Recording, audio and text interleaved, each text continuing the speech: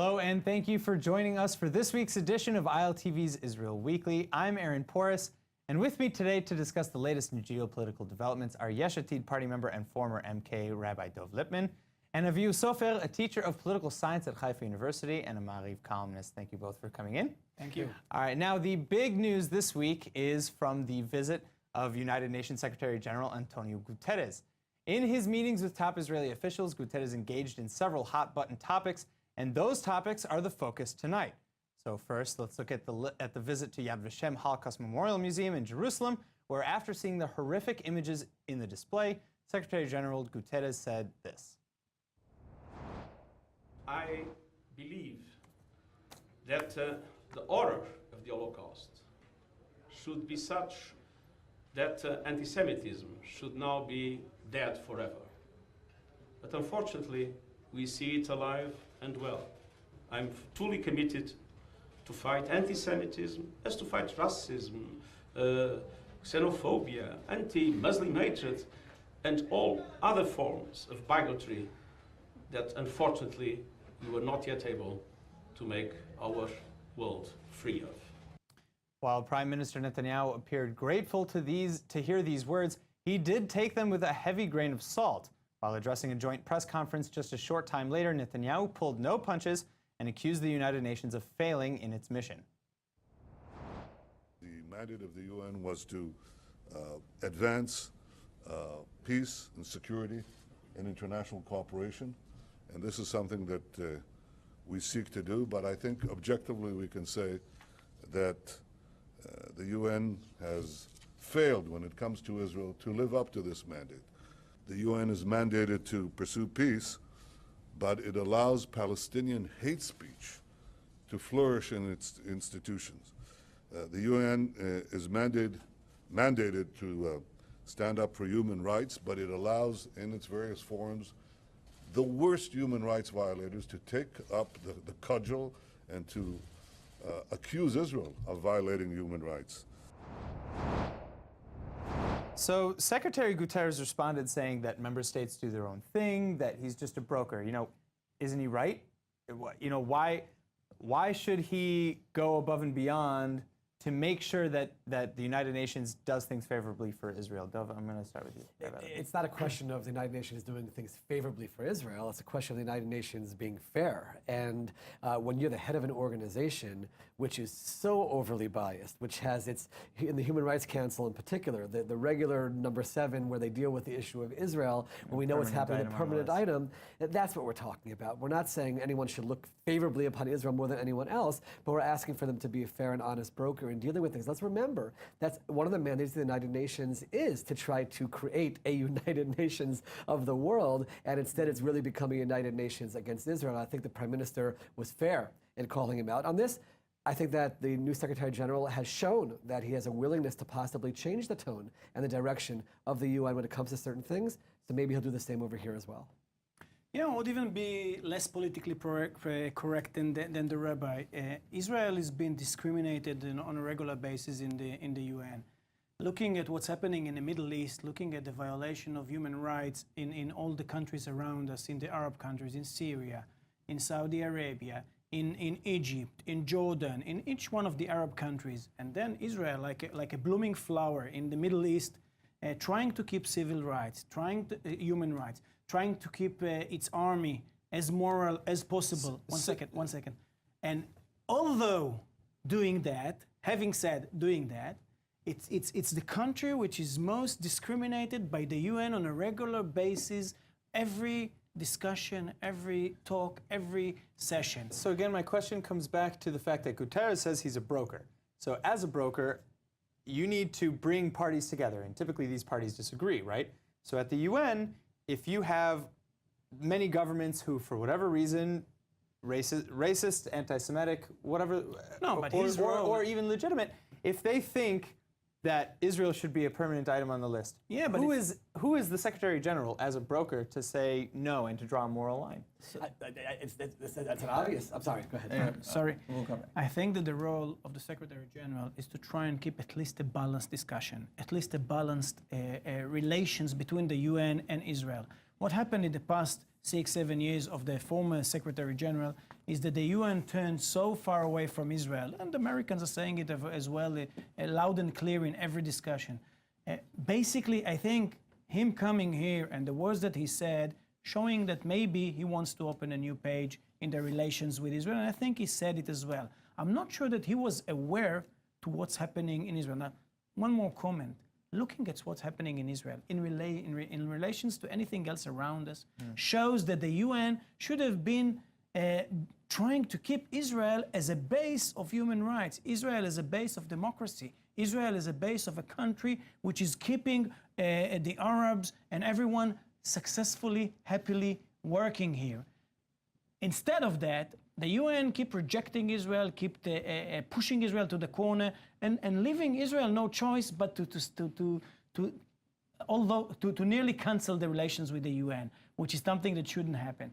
I think what the Prime Minister was trying to say is that hopefully with the elections of a new Secretary General and him visiting here, he hopes to open a new page where the UN will at least keep a balanced relations with Israel. I want to turn to Rabbi. I think it's important to point out that the new Secretary General has also shown in action, meaning in March, he very clearly withdrew a UN body report that labeled Israel as apartheid.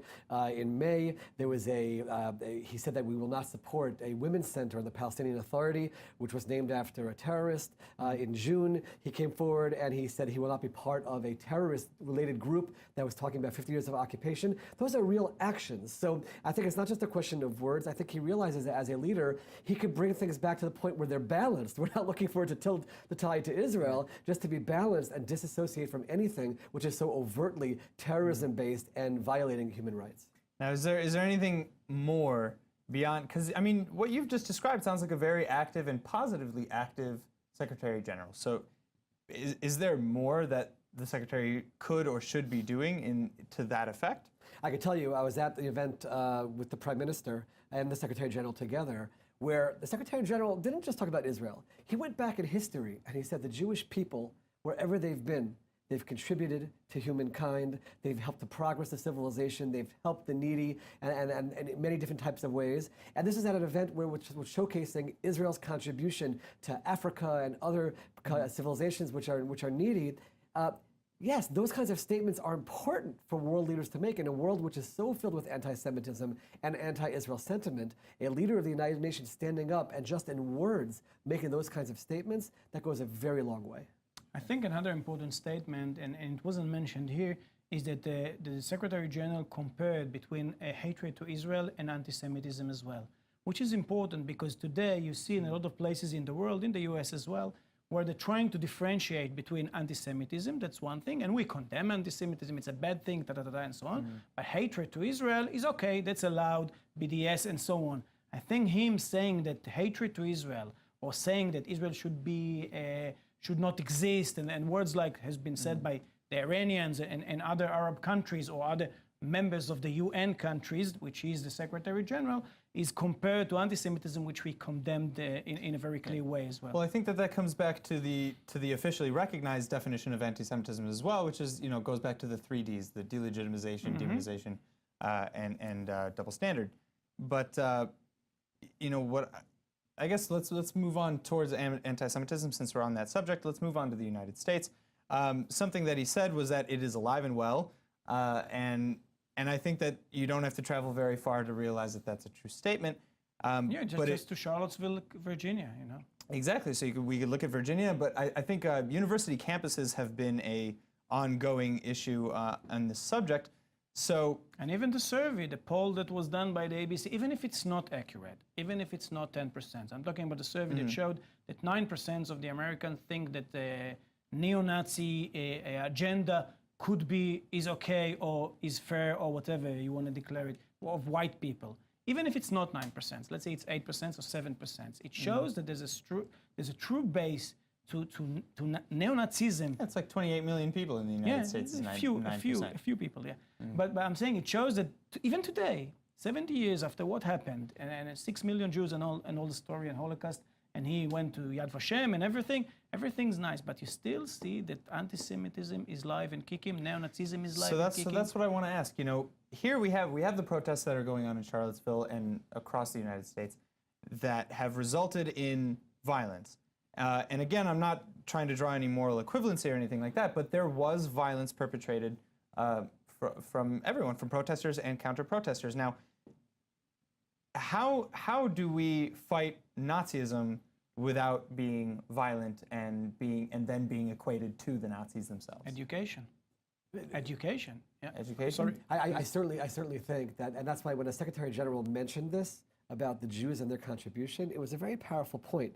And I think that exactly like Avi was saying, but teaching about, yes, actively teaching about what the Jews have contributed to mankind, to parts of our lives that are because of the contribution the Jewish people have made, but it shouldn't just be focused on the Jewish people. There has to be a value-based education. When I was in Johns Hopkins University decades ago, we talked about this issue of multiculturalism, of a world where everyone can be so in communication with one another. We have to be teaching about the values of others, about the contributions of others, about the cultures of others.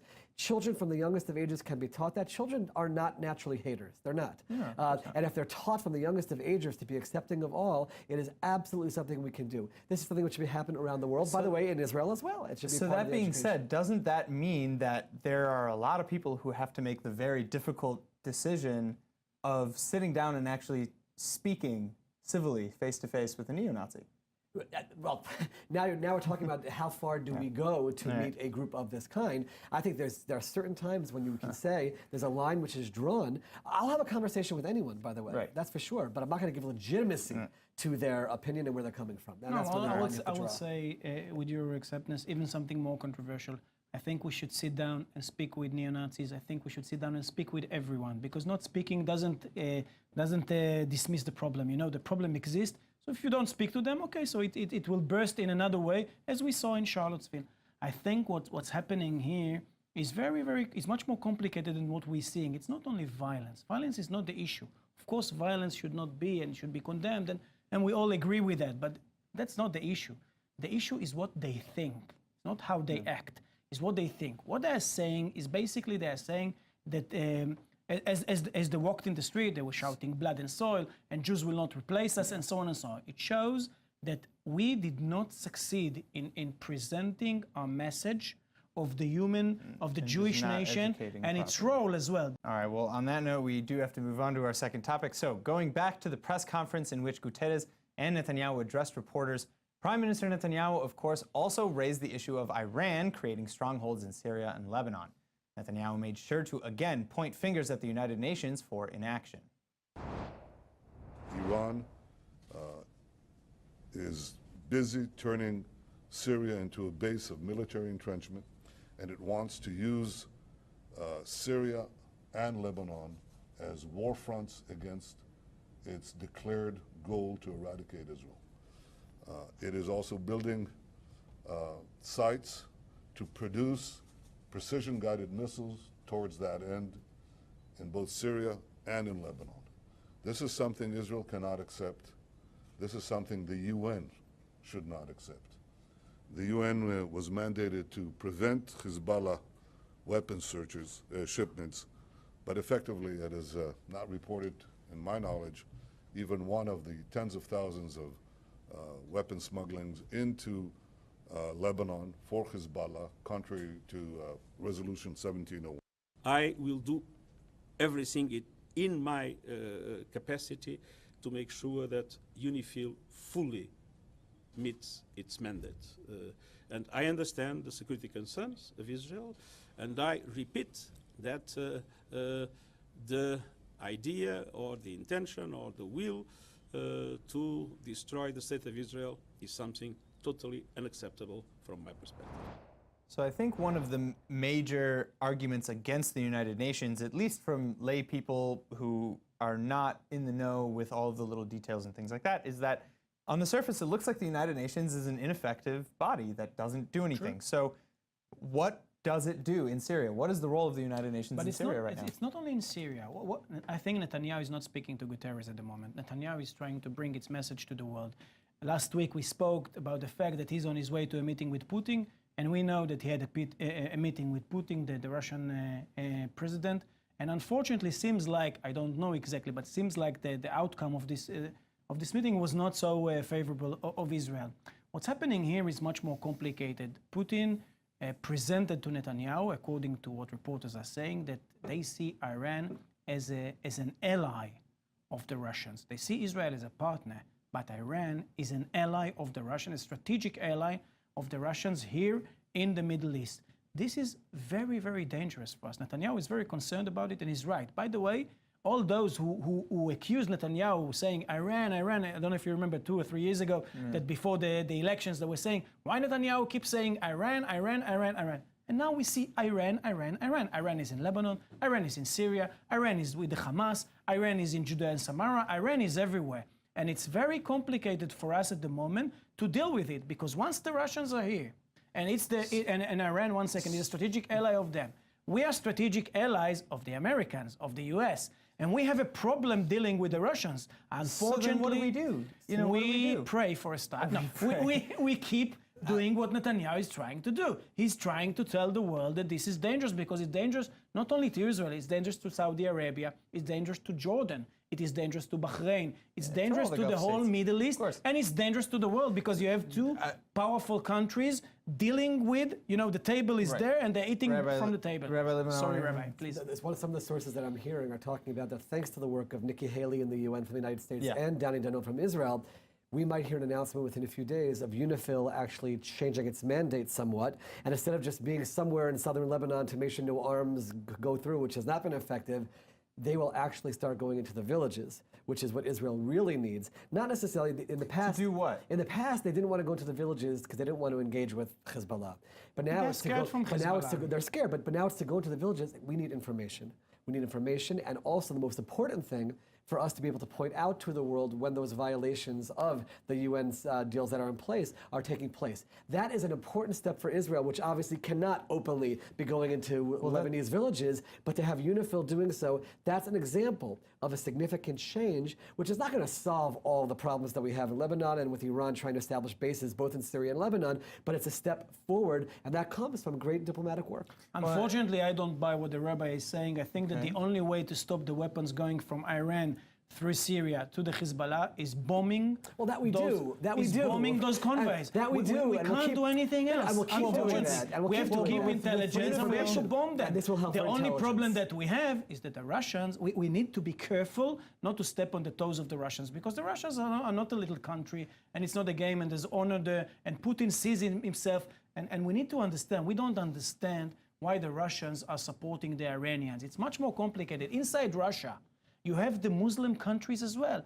You have Kazakhstan, and you have Tatarstan, and you have all the Stan countries. They are all Muslim countries. Putin must fight against ISIS, because most of the volunteers of ISIS come from Chechnya and Kazakhstan and his countries as well. I'm glad so that he you're needs to bringing keep this it up. quiet. Well, I'm glad that you're bringing this up, because, although I do see a difference and similarities between, UNIFIL and Resolution 1701, which was the ceasefire agreement with Israel and Lebanon, versus Iran. And I think that these are related issues, but they're very separate. So, for example, with UNIFIL and Resolution 1701, both Israel and Hezbollah and Lebanon were accused of but thousands Hezbollah, don't forget, there's an octopus and it has ends. Hezbollah is one of the hands of Iran. Of course. It's not independent. Of course, but Hezbollah is not the only player in Lebanon or in Syria. No, but it's the most powerful player in Lebanon. In Syria, Iran is controlling everything. But wouldn't it help then basically. if what the rabbi was saying was true, that UNIFIL is going to hit? If it happened, but you see, the story is that UNIFIL is scared from the Hezbollah. Hezbollah is much more violent than the UN. And of course, as a background to everything we're discussing, Israel would do whatever it has to do to protect itself, that's for sure. But there's no doubt that any additional eyes and ears and information that comes in is very significant. And we don't have those boots on the ground. Correct. So let's see if they play out. I served in Lebanon, and I saw the UNIFIL soldiers. The UNIFIL soldiers, the last thing in the world they would like to do is fight. Understood. They will happily keep things as they are, receive their wages and go back home to their countries. Why do they need to fight in Lebanon, which is not their country, with people who are very unclear? You know how the terror organization look. In a war which is not theirs, so they try to keep everything calm. They try that everything will stay, but we are not like that. We live here. we don't come back to Fiji or to Spain or to any other country. We live here. We cannot allow Iran to develop a whole chain around us, which we are trapped in, and that's what they're trying to do. Now, so let's try to focus maybe on a positive potential outcome from this disaster. With Guterres or with Iran?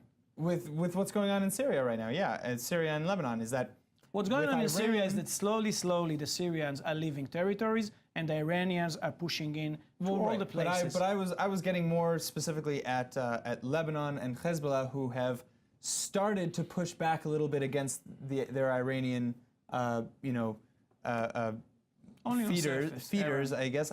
Well, because I think that they're also afraid to a degree that once Iran gets enough of a foothold, Lebanon doesn't want to become Iran. Lebanon wants to stay Lebanon, but they're inviting. It will become Iran. They don't have. Well, so that's why I think that they're afraid too. So Hezbollah here's my. is too strong there, and Iran is too strong Well, behind so that's my Hezbollah. point. Is there a possibility? Is there any sort of future version of the future where you see Lebanon and Israel saying, "All right, let's drop it"? No, because let's fight Lebanon is Iran"? not an independent country.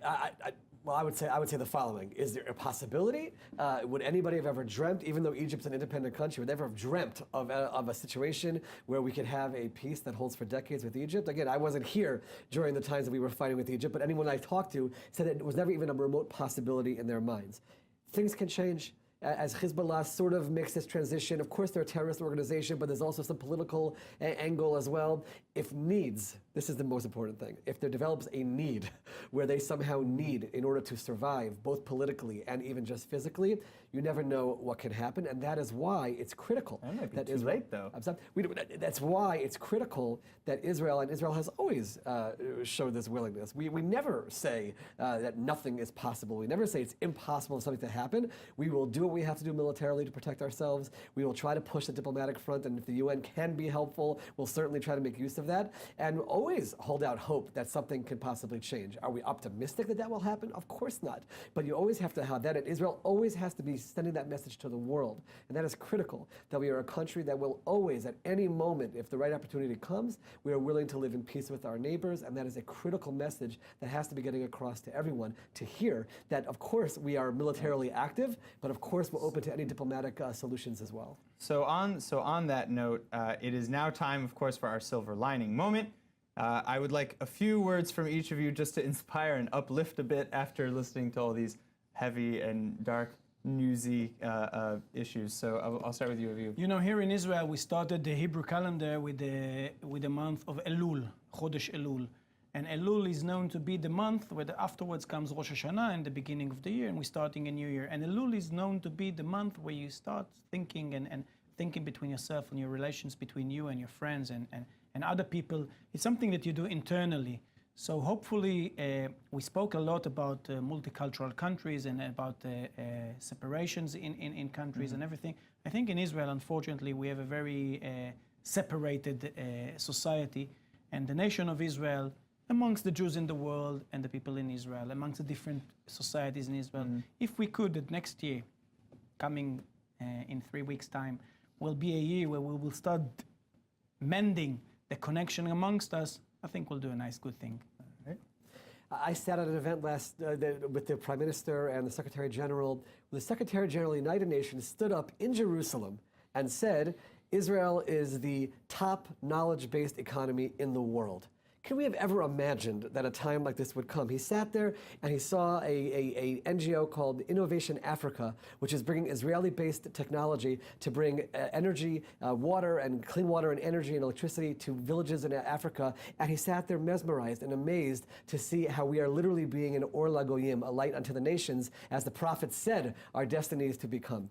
We live in incredible times with all of the challenges that we have around us. Look at what Israel is doing, and now you have the Secretary General of the United Nations standing up and saying, I see it that way as well. So we always have to focus on the positive that's happening, fight off our enemies, deal with all of our challenges, but recognize the greatness of what's happening in our times and the greatness of the state of Israel. This is an excellent notion to end on. Thank you very much. All right, so that is unfortunately all the time that we have today for this edition of ILTV's Israel Weekly. Thank you again to our guests, Aviv Sofer and Rabbi Dov Lipman. And thanks again to all of you for tuning in. See you next week, and shalom from Israel.